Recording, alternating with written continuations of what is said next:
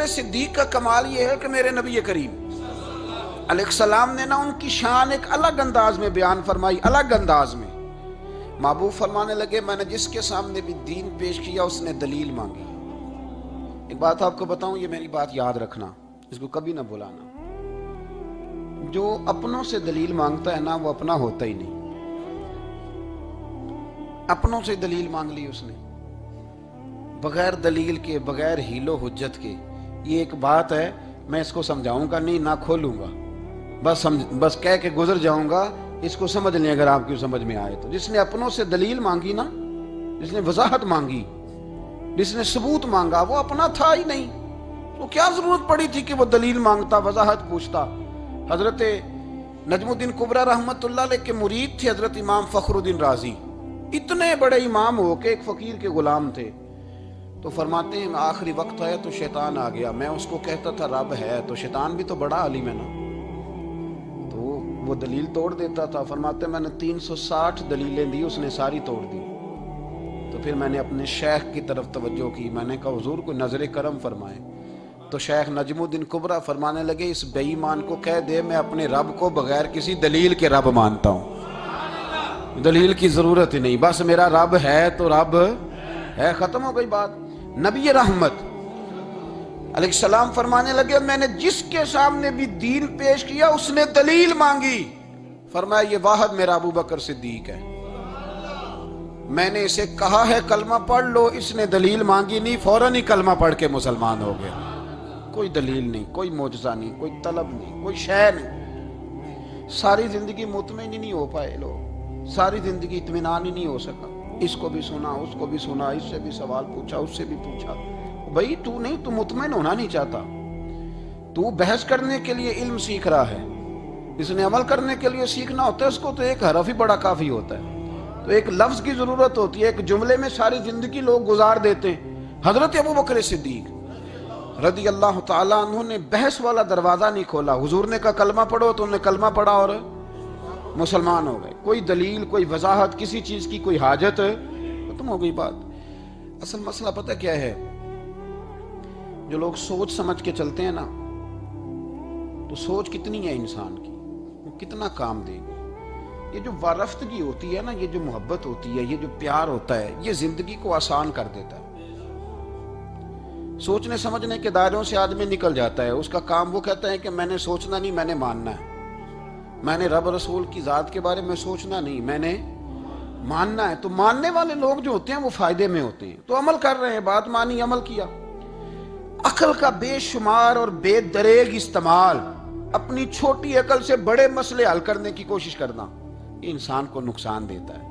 بہت ساری جگہوں پہ وہ الجھ جاتا ہے۔ ہر جگہ عقل استعمال کرنا، لیکن رب رسول کے معاملے میں نہ استعمال کرنا، ورنہ نقصان ہو۔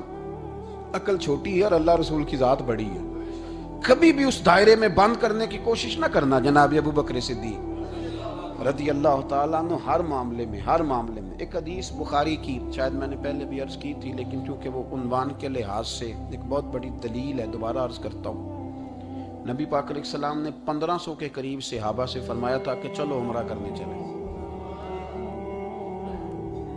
عمرہ کرنے جب ہم جاتے ہیں نا تو ہمارے گلے میں پھول بھی ڈالے جاتے ہیں، اور آپ کو پتہ ہے بتانا بھی پڑتا ہے لوگوں کو کہ میں عمرہ کرنے جا رہا ہوں۔ پھر روٹی بھی پکتی ہے، پھر سب رشتہ داروں کو پتہ بھی چل جاتا ہے، اور بندہ چلا جائے ایئرپورٹ تو احرام باندھا ہو نا، تو پتہ چلے نا فلائٹ تو 24 گھنٹے لیٹ ہے، تو جن کو حکم ہے نا کہ تم نے سی بھی نہیں کرنی، وہ بھی روڑے اٹھا لیتے ہیں۔ احرام باندھا ہوا ہے، حکم ہے کہ اب تم نے کوئی جھگڑا، کوئی لڑائی، کوئی فساد ہے، تو ایئرپورٹ پہ لوگ روڑے اٹھا لیتے ہیں، کہتے ہیں ہم ایئرپورٹ بھی توڑیں گے اور فلائٹ کا جو عملہ ہے اس کا گریبان بھی پکڑیں گے۔ بڑا کچھ ہی دنیا کرتی ہے۔ اور اگر کسی کے پیر صاحب نے کہا ہو چلو عمرہ کریں، اللہ اکبر، اور پھر ایئرپورٹ پہ جا کے پتہ چلے کہ پیر صاحب کے ساتھ تو دھوکہ ہو گیا، بندہ غلط نکلا ہے، پیری مریدی قائم رہے گی؟ سوال ہی نہیں پیدا ہوتا، سوال ہی نہیں پیدا ہوتا۔ میرے ساتھ ایک سنگی نے ایک دفعہ بات کی، کہنے لگا جی پیر صاحب کامل نہیں۔ میں نے کہا کیا غلطی ان میں پائی جاتی ہے؟ کہنے میں انہوں نے پوچھ کے باہر دے پیسے جمع کرائے سن تو میرا کام نہیں بنیا۔ میں کہ تو پیر پڑھ لیا، تیرے تو کوئی نجومی پڑھنا چاہیے تھا، سی وہ نجومی ہونا چاہیے تھا تیرے لیے، تاکہ وہ اچھی طرح غور کرتا، جی آپ کو پتہ ہے نا اہل سنت میں کتابیں بھی نکلتی ہیں. کئی لوگ کہتے ہیں جی کوئی کتاب کٹ کے دسو. میں کیوں کسی لکھی نہیں تو کٹیے کی تو کون سی کتاب ہے جو آپ کہہ رہے ہیں نکالیں اور ذرا بتائیں کہ فلانا کام میرے لیے ٹھیک رہے گا کہ نہیں. ایک استخارہ ہے دین میں, اور استخارے کا بھی بابت معاملہ یہ ہے کہ آپ نے استخارہ کر لیا, اس کے بعد بھی آپ حتمی فیصلہ نہیں کریں گے. بزرگ کہتے ہیں کہ استخارہ کر کے بھی یہ کہو کہ جی میری سمجھ میں یہ آیا ہے, باقی حقیقتوں کا علم اللہ جانے, اللہ کا رسول جانے صلی اللہ علیہ وسلم. حقیقتوں وہی جانتے. تو الجھے نہیں زندگی میں. 1500 کے قریب صحابہ تھے. حضور نے فرمایا احرام باندھو بھائی, عمرہ کرنا ہے. حدیبیہ کے مقام پہ گئے تو قریش مکہ نے روک لیا, نہیں کرنے دیں گے. جب بات بہت آگے بڑھی تو پھر شرطیں لکھی گئیں. شرطیں بڑی سخت ہیں کہ جو مسلمان مکے سے مدینے آئے گا مدینے والے واپس کریں گے, اور اگر کوئی مسلمان مدینے سے مکے چلا گیا تو مکے والے واپس نہیں کریں گے. ہم ان کے لوگ دیں گے, وہ ہمارا بندہ دیں گے نہیں. یہ شرطیں تھی. صحابہ پریشان تھے. اب جب شرطیں طے ہو گئیں, شرطیں بھی سخت ہیں, نبی کریم علیہ السلام نے فرمایا بھی احرام کھول دو, فلائٹ کل نہیں جانی, پرسوں نہیں جانی, یعنی ہم اس سفر میں عمرہ کر ہی نہیں رہے, احرام کھول دو. تو امام زرقانی کہتے ہیں سب لوگ پریشان تھے. سب سے پہلے حضرت ابو بکر صدیق اٹھے, سب سے پہلے اٹھے, اٹھ کے احرام کھولا. ایک شخص نے کہا آپ کو بڑی جلدی ہے, تو آپ فرمانے لگے جلدی والی بات ہی کوئی نہیں, حضور کے کہنے پر باندھا تھا, نبی پاک کے کہنے پر کھول دیا ہے, ختم ہو گئی بات. حضور نے فرمایا باندھ لو تو ہم نے باندھ لیا, حضور نے کہا کھول دو تو ہم نے کھول دی. جلدی والی کیا بات ہوئی. صحیح بخاری کے لفظ ہیں. حضرت عمر کہتے ہیں کہ میری سمجھ میں بات نہیں آتی تھی, دب کے صلح کیوں کریں, ہم تو 313 تھے, تو ہم نے بدر میں ان کو بھگا دیا تھا, اب تو ہم 1500 ہیں, تو ہم ان سے قتال کریں گے, لڑائی کریں گے, جنگ ہوگی. حضرت عمر فاروق رضی اللہ تعالیٰ عنہ فرماتے ہیں حضور نے شرطیں طے کر لیں, بات لکھی گئی. میں نبی پاک کے حجرے میں داخل ہوا, خیمہ لگا ہوا تھا. میں نے جاتے ہی اپنے جذبہ جہاد کا اظہار کیا اور بڑے جلال میں, یا رسول اللہ آپ سچے رسول ہیں؟ بالکل سچا ہوں. قرآن سچا ہے؟ بالکل سچا ہے. اسلام سچا ہے؟ بالکل سچا ہے. حضور ہم دب کے صلح کیوں کریں؟ تو نبی کریم علیہ السلام نے فرمایا عمر تجھے تیری ماں روئے, میں اللہ کا رسول ہوں, میں وہی کہتا ہوں جو میرا رب مجھے حکم ارشاد فرماتا ہے. کہتے میں نے فوراً عرض کی یا رسول اللہ صلی اللہ علیہ وسلم آپ نے فرمایا نہیں تھا کہ عمرہ کریں گے؟ تو حضور نے فرمایا کہا تو عمرہ کریں گے, یہ تو نہیں کہا تھا کہ اسی سال ہی کریں گے. کریں گے تو کریں گے. جناب عمر کہتے میں واپس تو آ گیا, پر وہ میرے اندر جو جذبہ جہاد تھا ابھی ٹھنڈا نہیں ہوا. چند قدموں کے فاصلے پہ ابو بکر صدیق کا خیمہ تھا. کہتے میں ان کے خیمے میں جھک گیا. وہی سوال میں نے دہرائے, وہی میں نے کہا عمر ابو بکر یہ سچے رسول ہیں؟ کہا بالکل سچے, قرآن سچا ہے, سچا ہے, اسلام سچا ہے, سچا ہے, تو پھر ہم دب کے صلح کیوں کریں؟ جناب عمر فرماتے ہیں میں قربان جاؤں ابو بکر کے لفظوں میں بھی فرق کوئی نہیں آیا, حروف بھی اتنے ہی جتنے نبی کریم نے ادا کیے تھے. حضرت ابو بکر فرمانے لگے عمر تجھے تیری ماں روئے, وہ اللہ کے رسول ہیں, مرضی سے بات نہیں کرتے, وہی کہتے ہیں جو رب انہیں حکم ارشاد فرماتا ہے. بئی نہیں وہی لفظ. فرماتے میں نے فوراً کہا, میں نے کہا ابو بکر حضور نے فرمایا نہیں تھا کہ عمرہ کریں گے؟ تو کہتے ہیں وہی لفظ, وہی حرف, وہی انداز, وہی طریقہ, وہی سلیقہ, وہی انداز تکلم, بالکل حضور کی اتباع میں اسی انداز میں فرمانے لگے عمر حضور نے فرمایا تھا عمرہ کریں گے, یہ تو نہیں فرمایا تھا کہ اسی سال ہی کریں گے, کریں گے تو انشاءاللہ کریں گے. فرماتے ہیں میں واپس آ کے بیٹھا تو حضرت عمر کہتے ہیں جب میرا غصہ اترا نا تو پھر میرے اندر سے آواز آئی کہ عمر ذرا غور تو کر, تو ابو بکر کے ایمان تک کبھی نہیں پہنچ سکتا, اس تک تیری رسائی نہیں ہو سکتی. میرے بھائی اتنی بحثیں ہیں ہمارے زمانے میں, اتنا الجھاؤ ہے, اتنا الجھاؤ ہے, یعنی ہر بندہ رائے کا اظہار کرنا ضروری سمجھتا ہے. ہر بندہ کہتا ہے جی میرے خیال میں, ہر بندہ کہتا ہے جی میرا ذہن یہ ہے, بلکہ کچھ تو کہتے ہیں میں اندر کی خبر نہ دوں آپ کو. یعنی اب پتہ نہیں اس کے پاس اندر کی خبریں کیسے آئی ہیں, وہ سمجھ میں نہیں آتی بات. کچھ لوگ کہتے ہیں 35-40 سال ہو گئے جی علماء کو سن رہا ہوں. میں کہتا ہوں کہ میرا تو خیال ہے کہ 35 دن بھی بندہ کسی کو سن لے تو سیانا ہو جاتا ہے. تو 35 سال سے اگر آپ کی سمجھ میں نہیں آئے تو پھر زمین ہی بنجر ہے. پھر مہربانی کریں یہ ٹائلیں کھیڑ کے نا تو نیچے سے کچی زمین نکالیں تاکہ کوئی بات سمجھ میں آئے. اگر 40 سال ہو گئے, 40 سال, میں ایک اجتماع میں حاضر تھا, ابھی بھی میں عرض کر رہا تھا, تو وہ صاحب مجھے کہنے لگے کہ حضرت صاحب میں نے نا فلاں عالم کو بھی بلایا، فلاں کو بھی بلایا، فلاں کو بھی بلایا، فلاں کو بھی بلایا، اب آپ کو بلایا ہے، تو اس طرح کر کے میرے ساتھ رویے ہیں، بڑا الحمدللہ پیار ہے۔ تو میں نے ان سے پوچھا آپ نماز پڑھتے ہیں؟ انہوں نے لگا نہیں۔ کچھ اور باتیں پوچھی تو جواب نفی میں آیا، تو میں نے کہا کہ اب آپ نے مہربانی کرنی ہے، اتنے علماء کا نام نہیں لینا، کیونکہ پھر تو بزرگوں کے بارے میں لوگ شک کریں گے کہ انہوں نے اس کو دیا کیا ہے۔ تو ایک بزرگ کی بات سنتے ہیں تو کئی دنوں تک وہی ہمیں بڑا تر و تازہ رکھتی ہے، اور آپ کو اتنے عرصہ ہو گیا تو آپ نے حاصل کیا کیا ہے؟ صرف باتوں کا گورکھ دھندا، لفظوں کا ہیر پھیر، جملوں کا الٹ پلٹ کرنا، یہ زندگی ہے؟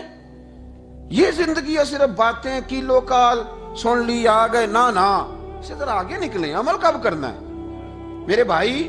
یہ بحثیں، یہ ابحاث، یہ لمبے چوڑے معاملات، یہ طے۔ بزرگوں میں نا ایک صنف ہے مرید ہونا اور ایک ہوتا ہے طالب ہونا، یہ دو باتیں، یعنی آپ کہیں گئے اس کے مرید ہو گئے تو پھر کسی اور جگہ کسی بزرگ سے نسبت ہوئی تو وہاں آپ طالب۔ میرے پاس کچھ لوگ آتے ہیں کہتے ہیں آپ طالب کر لیں، تو میں کہتا ہوں آپ مہربانی کریں ایک کی نوکری کریں، وہ بڑی مشکل ہے، تو جگہ جگہ پہ جانے کی کیا ضرورت ہے؟ مطلب میں انکار نہیں کرتا کسی ایسی چیز کا جس کو بزرگوں نے رائج کیا، لیکن سمجھے نا، مطلب ایک کی بات پوری سنی نہیں گئی ہم سے، آپ خیر کی بات ہر جگہ سے سنیں، ہر جگہ سے، لیکن یہ صرف وہ تعلق بنانے کی کوشش کرنا کہ جس سے تھوڑا سا رابطہ بن جائے، جس سے تھوڑا سا تعلق بن جائے، جس سے تھوڑا سا نا پتہ چل جائے، اس سے نکلیں، سیکھنے کا ماحول بنائیں۔ اتنی عقل کے گھوڑے نہ دوڑائیں کہ عقل بھی بیچاری تھاکی جائے اور کوئی چیز ہاتھ بھی نہ آئے، کچھ کریں، عمل کریں۔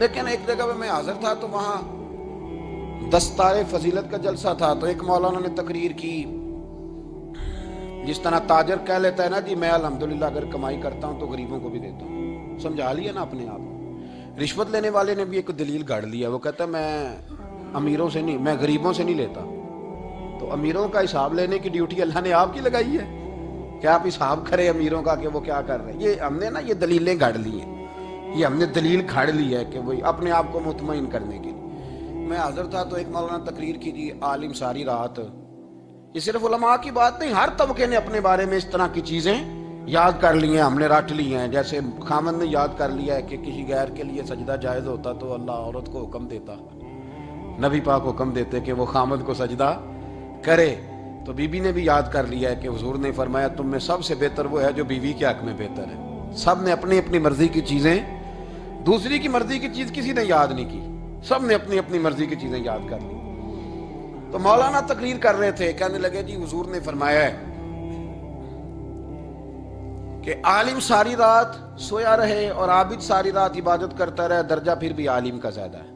پھر دوسرے آئے انہوں نے بھی اسی حدیث پہ بات کی، تیسرے آئے تو انہوں نے بھی اسی حدیث پہ بات کی، تو میرا نمبر آیا تو میں نے کہا جی یہ جو حدیث آپ سنا رہے ہیں نا، یہ حدیث بالکل ٹھیک ہے، بالکل ٹھیک ہے کہ عالم ساری رات عشاء پڑھ کے سوئے، فجر کے وقت اٹھ کے فجر پڑھے، اور عابد ساری رات نماز پڑھے، تو درجہ پھر بھی عالم کا زیادہ ہے۔ بالکل ایسے ہی ہے، بلکہ ایک حدیث میں تو یہ ہے کہ 70 عابد بھی عبادت کرے اور عالم سویا رہے، تو ان 70 سے سونے والے عالم کا درجہ، یہ بات بالکل ٹھیک ہے۔ لیکن میں نے کہا اس کا بھی خیال رکھو کہ یہ حدیث غوث پاک کو بھی آتی تھی، یہ غوث پاک کو بھی آتی تھی حدیث، اور بڑے عالم تھے، پر وہ تو عشاء پڑھ کے مصلے پہ بیٹھتے تھے اور فجر تک مصلے پہ بیٹھے رہتے تھے، حالانکہ یہ حدیث انہیں بھی آتی تھی، یہ حدیث خواجہ معین الدین چشتی کو بھی آتی تھی، اور وہ بڑے عالم تھے، لیکن اس کے باوجود وہ عشاء پڑھتے تھے اور فجر تک مصلے پر بیٹھے رہتے تھے۔ حضرت عثمان غنی سے بڑا عالم تو کوئی نہیں نہ ہوگا اس زمانے میں، حضرت عثمان غنی رضی اللہ تعالیٰ عنہ جیسا شخص تو کوئی نہیں نہ ہوگا، پر وہ عشاء کے بعد قرآن پاک پڑھنا شروع کرتے تھے اور فجر سے پہلے پہلے قرآن پاک ختم کر لیا کرتے تھے۔ تو دلیلیں صرف بحث کے لیے یاد نہ کریں، اپنے آپ کو بچانے کے لیے یاد نہ کریں، اپنے وجود کو سکون دینے کے لیے دلائل نہ یاد کریں۔ میں دین کے کس دائرے سے کس طرح بچ کے نکل سکتا ہوں، اس کے لیے دلائل یاد نہ کریں، عمل کے رستے پہ آئیں، عمل کے رستے پر۔ جناب ابو بکر صدیق اللہ تعالیٰ عنہ کا کمال یہ ہے، زکوٰۃ کتنے فیصد دینی چاہیے؟ اللہ تعالیٰ شکر ہے 3-4 لوگوں کو تو پتہ ہی ہے نا جی، باقی بھی ان سے سن کے یاد کر لیں کتنے فیصد ہے۔ اللہ آپ کو خوش رکھے۔ اب کچھ اور نے بھی پروگرام بنا لے، کتنی جی؟ چلو اب ٹھیک ہو گیا، 2.5% ہے نا جی۔ آپ یقین کریں کسی تاجر سے آپ بات کر کے دیکھ لیں، 6 گھنٹے مناظرے کے بعد وہ مانتا ہے کہ 2.5% دوں گا میں صحیح کہہ رہا ہوں آپ کو۔ وہ کہتے ہیں جی وہ تو ٹھیک ہے لیکن کچھ قرضہ بھی ہے، 2.5% زکوٰۃ ہے وہ تو ٹھیک ہے لیکن ہو سکتا ہے میری بہن بھی حصہ مانگ ہی لے، پیسوں میں سے اس کا بھی نکل، کیونکہ پروگرام نہیں نا جی، ارادہ نہیں، زکوٰۃ 2.5% ہے تو کہتے ہیں جی وہ نا میں نے تولا ہے سونا پورا نہیں بنتا ابھی، وہ تھوڑی سی کمی ہے۔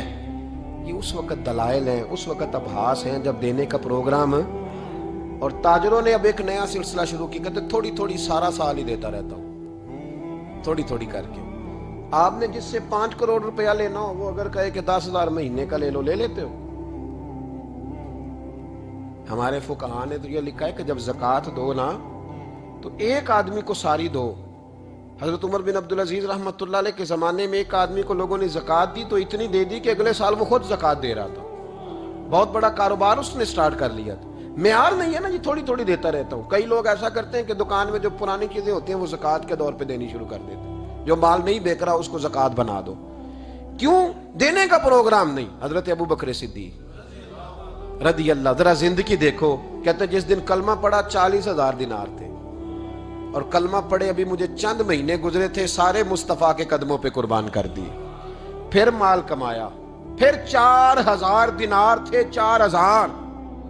جس دن ہجرت کے لیے نکلا 4,000 تھے، انہیں بھی پتا تھا 2.5% دینا چاہیے، ان کی بھی بیٹیاں تھیں، جوان بھی تھی، چھوٹی بھی تھی، ان کے بھی بچے تھے، لیکن دین کو ضرورت ہے، میرے رسول پاک صلی اللہ علیہ وسلم کے دین کو حاجت ہے، تو فرماتے ہیں اشرفیاں تھی میرے گھر میں، پیسے تھے، درم تھے، دینار تھے، میرے والد بوڑھے تھے، ان کو خیال تھا کہ ابو بکر ساری دولت نہ لے جائیں، تو حضرت اسماء بنت ابی بکر سے جناب ابو بکر صدیق نے کہا کہ اس طرح کرنا، ایک گڑا چھوٹا سا تھا، گڑا ٹویا، اس میں پیسے ہوتے تھے، فرمایا اس میں روڑے رکھ دینا، اوپر ٹاٹ ڈال دینا، والد نابینا ہے، اگر پوچھے نا پیسے تو ان کا وہاں ہاتھ لگا دینا، انہیں پتا چلے ابو بکر سارا مال لے کے نہیں گیا۔ فرماتے میں ہجرت پہ جانے لگا تو 4,000 سارے ہی لے گیا، سارا مال ہی یار، یا 2.5% کے لیے رٹا پڑا ہوا ہے، 2.5% کے لیے لوگ بحث کر رہے ہیں، 2.5% کے لیے دلائل چاہیے، کئی مفتیان کرام سے پوچھیں گے، پھر پروگرام بنائیں گے دینا ہے کہ نہیں دینا۔ اور جس دن تبوک کے لیے میرے مصطفیٰ کریم نے اعلان کیا، جناب صدیق اکبر فرماتے ہیں شے کوئی نہیں تھی، غربت کے دن تھے، کمزوریاں تھی، مال اس دن کاروباری حالات کم تھے، یہاں لوگوں کا کاروبار جب ڈاؤن ہوتا ہے تو سب سے پہلے مسجد کا 200 بند کرتے ہیں، سب سے پہلے مدرسے کا بند کرتے ہیں، سب سے پہلے خواہش کرتے ہیں کہ وہ جو غریب کو جاتا ہے نا اس کو بند کرو، یہ زیادہ نقصان دے رہا ہے۔ حضرت ابو بکر صدیق رضی اللہ تعالیٰ عنہ فرماتے ہیں حالات خراب تھے، جیب دیکھی تو اتنے پیسے ہی نہیں تھے کہ مصطفیٰ کریم کو پیش کر سکوں، تو پھر کیا کیا؟ امام جلال الدین سیوطی کہتے ہیں ابو بکر صدیق نے نا گھر کے اندر کپڑا بچھایا، اور پھر صدیق اکبر نے کیا کیا کہ توا بھی رکھا، برتن بھی رکھے، اس پہ چولہا بھی رکھا۔ ابو بکر صدیق نے اس کے اوپر گھر والوں سے کہا کہ ایک ایک جوڑا پہن لو، ادھر دیکھو میری طرف، ایک ایک جوڑا پہن لو، اور باقی نا سارے جوڑے بھی یہاں رکھو۔ اور پھر جب لوگ بچوں نے دیکھا نا کہ ابا تو کپڑے بھی رکھوا رہا ہے، کیا بنے گا؟ فرمایا تمہیں تو ایک ایک جوڑے کی اجازت دے رہا ہوں نا، ذرا میری طرف دیکھو۔ خود اندر گئے تو ٹاٹ کا لباس پہن کے کپڑے بھی اتار کے رکھ دیے، کپڑے بھی اتار کے زمین اسی میں رکھے، سارا کچھ باندھا، لباس ٹاٹ کا، تن تندور تے ہڈاں دا بالن، تے اسی ہاواں نال تپایا، کپ کپ مکیاں پیڑے کیتے، اتوں عشق پلے تھن لایا، تن دا سالن، من دی ہانڈی، لون صبر دا پایا، غلام فریدہ وے میں ساری تیری، تینوں وجہ یقین نہیں آیا؟ ہر چیز لپیٹ کے نا تو نبی کریم کی بارگاہ میں لے گئے، ہر چیز۔ میرے محبوب کا بھی انداز دیکھو، فرمایا ماں اب کہتا لے اہلے کا، گھر بھی کچھ چھوڑ کے آئے ہو؟ دیکھیں ادھر دیکھیں، جب کو لاتا تھا تو حضور فرماتے تھے کیا لے کے آئے ہو؟ یہ کیا ہے؟ یہ پوچھا جاتا ہے کہ یہ پوچھا جاتا ہے گھر کیا ہے؟ بھئی آپ کو کسی نے کوئی تحفہ دیا تو شاپر کھول کے تحفہ دیکھیں گے یا پوچھیں گے گھر کیا ہے؟ لیکن میرے رسول پاک کے لفظ دیکھیں، فرمایا ماں اب کہتا لے اہلے کا۔ ابو بکر سجنا گھر کیا چھوڑ کے آئے ہو؟ تو رو پڑے، کہنے لگے یا رسول اللہ میں کوئی غریب تو نہیں، میں بڑا مالدار ہوں۔ اب کہتا لہم اللہ و رسولہ، گھر اللہ بھی چھوڑ آیا ہوں، اللہ کا رسول بھی چھوڑ آیا ہوں۔ حضور میں کوئی کنگال نہیں، میں مصطفیٰ والا ہوں، میں کوئی غریب نہیں، میں نبی والا ہوں، میں رب رسول کو گھر چھوڑ آیا ہوں۔ میرے مصطفیٰ کریم علیہ السلام فرمانے لگے تیرے پیچھے جبریل امین کھڑے اور انہوں نے ٹاٹ کا لباس پہنا ہوا ہے اور تیرے آنے سے پہلے وہ آ گئے تھے. تو میں نے پوچھا جبریل یہ بوریے کا لباس؟ عرض کی یا رسول اللہ ابو بکر نے پہنا ہے تو رب کو اتنا پسند آیا سارے فرشتوں کو پہنا دیا ہے, سارے فرشتوں کو پہنا دیا, سارے فرشتوں. ذرا یہ لذت تو لے بات کی. جب 2.5% پہ جھگڑا ہوتا ہے نا تو پھر نماز میں مزہ نہیں آتا. جب تو 2.5% پہ بھی اڑا رہتا ہے نا پھر درود و سلام پڑھتے پڑھتے طبیعت معاذ اللہ پریشان ہوتی ہے. جب الجھے ہوئے نا الجھے ہوئے پھر مسائل اور ہیں. پھر میرے محبوب کریم بولے میں ابو بکر رب کریم نے ایک پیغام بھی بھیجا ہے. یا رسول اللہ وہ کیا؟ فرمایا رب فرماتا ہے کہ ابو بکر سے پوچھ کے بتائیں کہ اس حال میں وہ رب سے راضی ہے کہ ناراض ہے. یہاں اقبال بولے کہنے لگے خود ہی کو کر بلند اتنا, خود ہی کو کر, یہ وہ درجہ ہے یہ وہ مقام ہے, خود ہی کو کر بلند اتنا کہ ہر تقدیر سے پہلے پھر خدا بندے سے خود پوچھے بتا تیری رضا کیا ہے.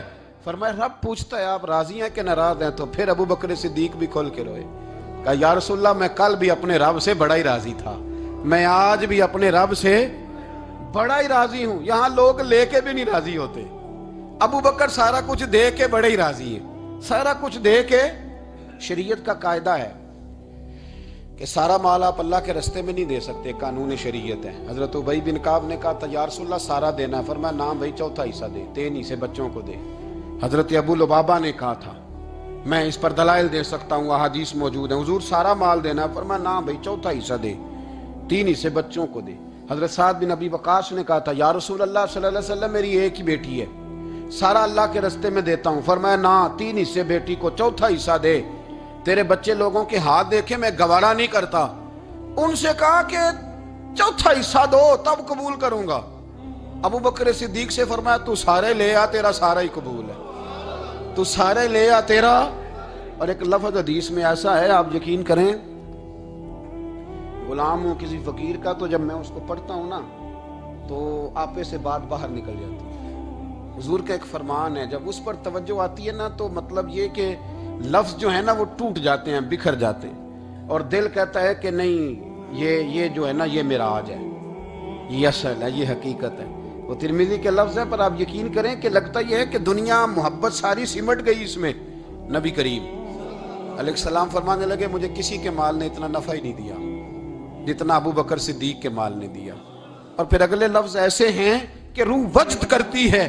میرے کریم محبوب فرمانے لگے جس کا بھی مال آیا میں نے بیگانہ سمجھ کے خرچ کیا ہے, اور جب ابو بکر کا آیا ہے تو میں نے اپنا سمجھ کے خرچ کیا ہے, میں نے اپنا سمجھ کے. مجھے پتا ہے یہ شکوہ نہیں کرے گا, یہ شکایت یعنی اس کو سارا بھی تروڑ مروڑ لوں گا تو اس کے لفظوں پر کبھی حرف. اور یار کچھ لوگ ہوتے ہیں, کچھ ہوتے ہیں جو 10 دیتے ہیں تو 20 جگہ بتاتے ہیں, جو کھانا کھلاتے ہیں تو ذکر کرتے ہیں.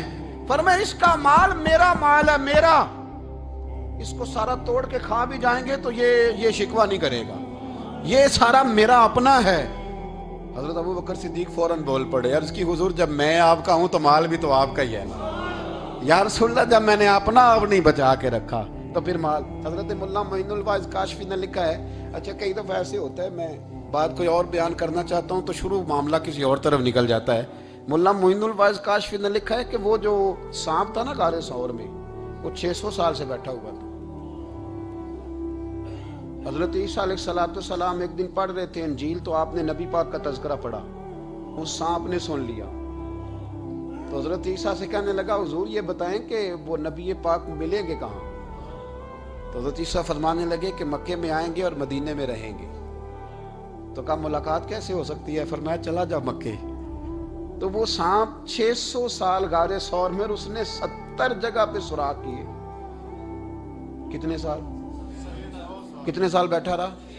بول کے بتائیے. آپ 6 گھنٹے بیٹھ کے دکھائیں, سوال ہی نہیں پیدا ہوتا. ہم بڑے کمزور ہو گئے, ہمارے لیے معاملہ بڑا اور طرح کا ہے. ہماری مرضی کا کوئی بات کرے تو ہم اس سے راضی ہیں. انتظار کرنا اور یہ سارے کام کرنا یہ تو بڑا مشکل معاملہ ہے, یہ تو بڑی عجیب سی کیفیت ہے. میرے صاحب رحمۃ اللہ تعالیٰ نے 2015 میں کراچی تشریف لائے. میں اپنے ایک سنگی کو لے کے پہنچ گیا, چھوٹا موٹا مولوی میں بھی ہوں. صبح میں 7 بجے کے 8 बजे हम वहाँ पहुँच गए। हजरत आराम फरमा रहे थे, नमाजें उन्होंने अंदर अदा फरमाई सारी। ज़ोहर भी हुई, फिर असर भी हुई, फिर मगरिब भी हुई, फिर इशा भी हुई।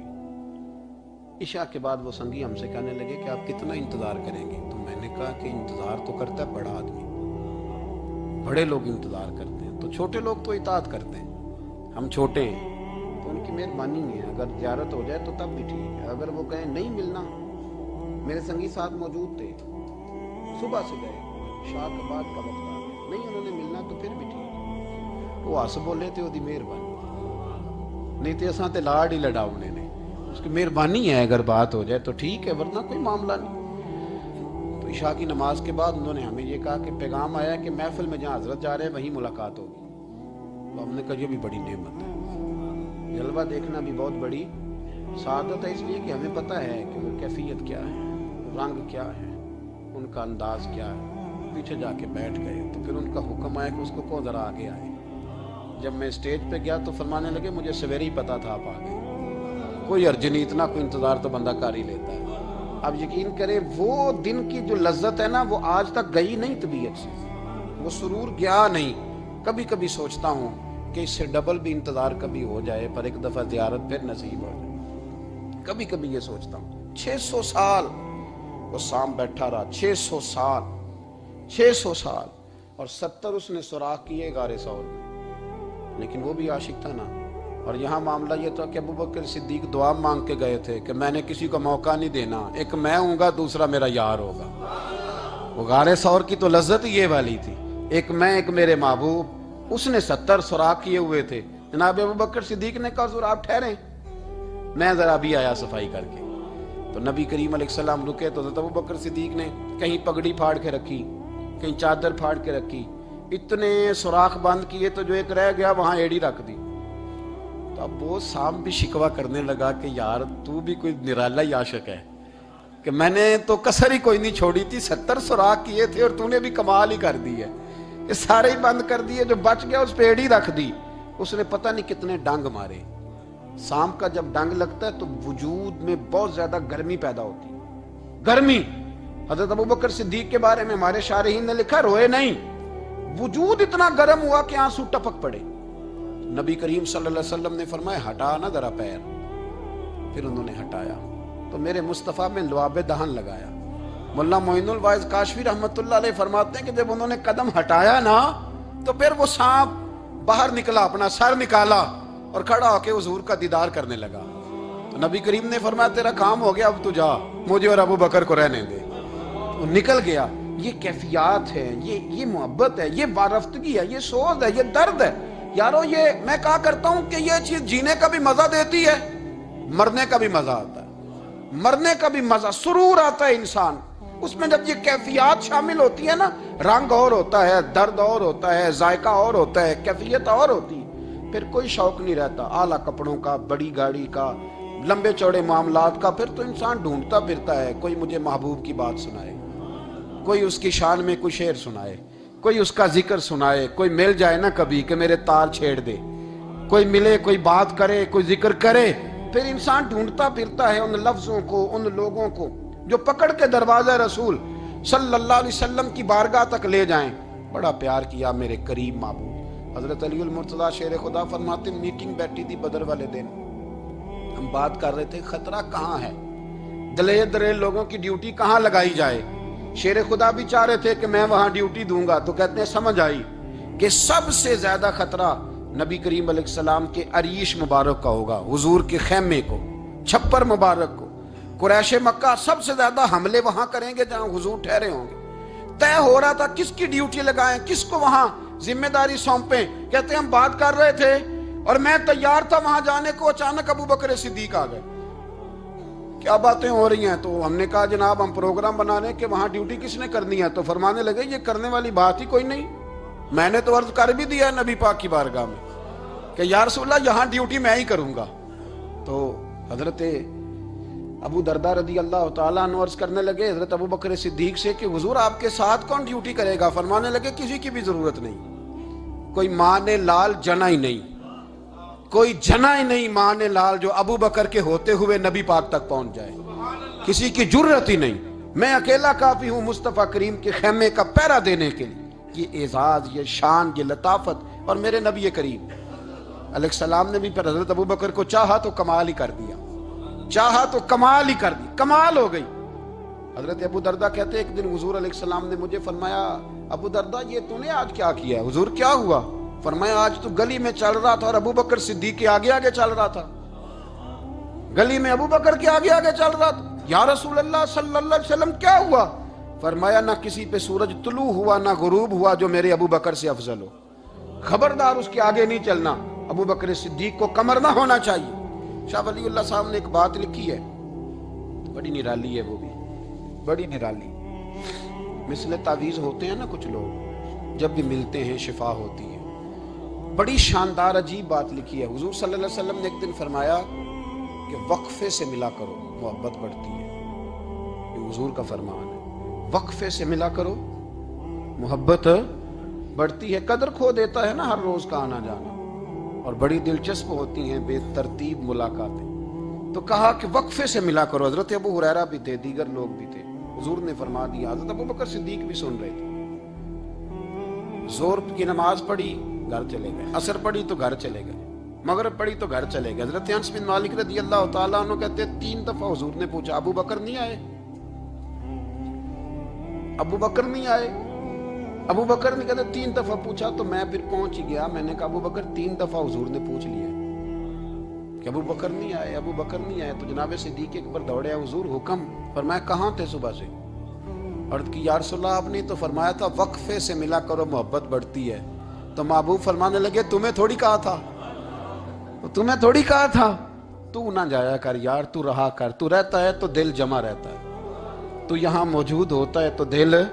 اب یقین کریں کچھ لوگ ایسے ہوتے ہیں جن کے بارے میں دل کرتا ہے انہیں بندہ خرید کے پاس رکھ لے، ان کو خرید لے، یہ یہیں رہیں، یہ جائیں نہ.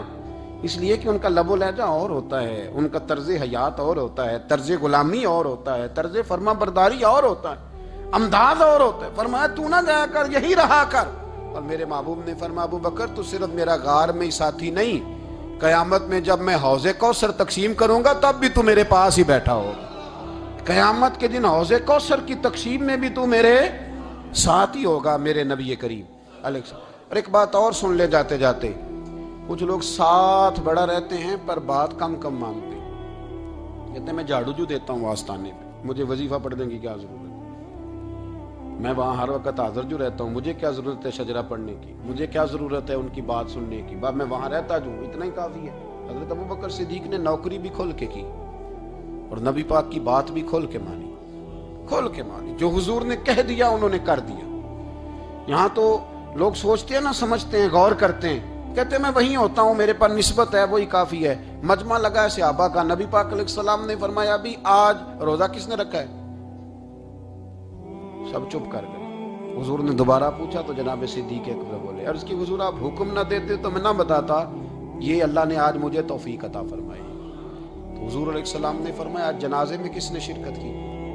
لوگ خاموش ہو گئے. تو حضور علیہ السلام نے دوبارہ پوچھا، عرض کی حضور آپ حکم نہ دیتے تو نہ بتاتا، یہ اللہ نے توفیق مجھے عطا فرمائی. فرمایا آج کس نے مسکین کو کھانا کھلایا ہے؟ عرض کی یا رسول اللہ صلی اللہ علیہ وسلم حکم نہ دیتے تو نہ بتاتا، یہ اللہ نے مجھے توفیق عطا فرمائی. فرمایا کس نے آج لوگوں کو دین کی دعوت دی، اسلام کی طرف بلایا، پیغام دیا؟ کون ہے؟ عرض کی حضور اگر آپ حکم نہ دیتے تو میں نہ بتاتا، یہ بھی خدمت اللہ نے مجھے عطا فرمائی ہے. تو نبی کریم علیہ السلام نے فرمایا ابو بکر سن، قیامت کے دن ایک دروازہ جنت میں ایسا ہوگا جہاں سے صرف روزے دار گزریں گے، ایک ایسا ہوگا جس سے صرف نمازی گزریں گے، ایک ایسا ہوگا جس سے صرف حاجی گزریں گے، ایک سے سخاوت کرنے والے گزریں گے. لیکن جب تو آئے گا نا تو جنت کے ہر دروازے سے آواز آئے گی کہ ادھر سے داخل ہو جا، ادھر سے ہر دروازے سے آواز آئے گی. اس لیے کہ مجموعی طور پر عمل کیا زندگی میں، مجموعی طور پر، اور اپنے لب و لہجے. اتنی نوکری کی حضرت صدیق اکبر نے، اتنی نوکری کی، کسی جگہ بھی کوئی دعویٰ نہیں. حضور نے بڑا فرمایا ہے کہ ابو بکر نے بڑی نیکیاں کی اسلام کے ساتھ. جناب صدیق اکبر کا کوئی دعویٰ نظر ہے؟ یہ وہ مزیدار شخص تھا جس نے کبھی حضور سے دعا کے لیے بھی نہیں کہا، دعا کی تکلیف بھی کبھی نہیں دی. وہ ہاتھ اٹھانے پڑیں گے، لفظ ادا کرنے پڑیں گے، یہ تکلیف بھی نہیں دی۔ علامہ یوسف نبہانی علیہ رحمہ نے لکھا ہے کہ ایک دن حضرت صدیق اکبر نے سیدہ عائشہ صدیقہ سے کہا جس دن حضور کا موڈ مبارک، طبیعت مبارک بڑی اچھی دیکھو نا تو میری بخشش کی دعا کرا دینا۔ سیدہ عائشہ صدیقہ سے کہا، کوئی لفظ نہیں ادا کی، لوگوں کو لاتے، حضرت عثمان غنی نے ان کی تبلیغ پہ کلمہ پڑھا، حضرت طلحہ نے، حضرت زبیر نے، ان لوگوں کو لاتے اور لا کے نا انہیں آگے بٹھاتے، خود پیچھے بیٹھ جاتے، پیچھے۔ میرے بھائی دعا کے لیے بھی کبھی نہیں کہا، یہ وہ وفا ہے جس وفا کا دنیا میں کہیں بھی کوئی جواب موجود ہے۔ اپنے آپ کو مرتب کریں۔ ہم لوگ بڑی بے ترتیب زندگی گزارتے ہیں، بڑی بے ترتیب زندگی گزارتے ہیں۔ وہ ڈنگ ٹپاؤ پالیسی ہے کہ آج تھوڑا بہت کر لیں، اپنے آپ کو راضی کر لیں۔ جس طرح بچے کہتے ہیں کہ چلو آج کسی طریقے چھٹی کر لینا، آج کا دن تو گزرے، کل سکول کا ٹائم آئے گا تو دیکھی جائے گی۔ اس طرح نہ کریں، مرتب کریں اپنے آپ کو، اپنے آپ میں ترتیب دیں۔ ساری زندگی سامنے والے کی اخلاقیات ٹھیک کرتے اگر گزر جائے تو اپنا معاملہ رہ جاتا ہے۔ اچھی سوچ، اچھا رویہ، وفاداری والی زندگی۔ میں نے ایک جملہ کہا ہے، اگر آپ کی سمجھ میں آیا ہو، کہ اگر یہ عشق، یہ وارفتگی، یہ پیار، یہ وفا پیدا ہو تو جینے کا بھی مزہ آتا ہے اور مرنے کا بھی مزہ آتا ہے۔ پھر جینا مرنا بڑا لذت اور ذائقے والا ہو جاتا ہے۔ دعا ہے اللہ ہمیں ان کے فیض سے فیض یاب فرمائے۔ آخر دعوانا الحمد للہ۔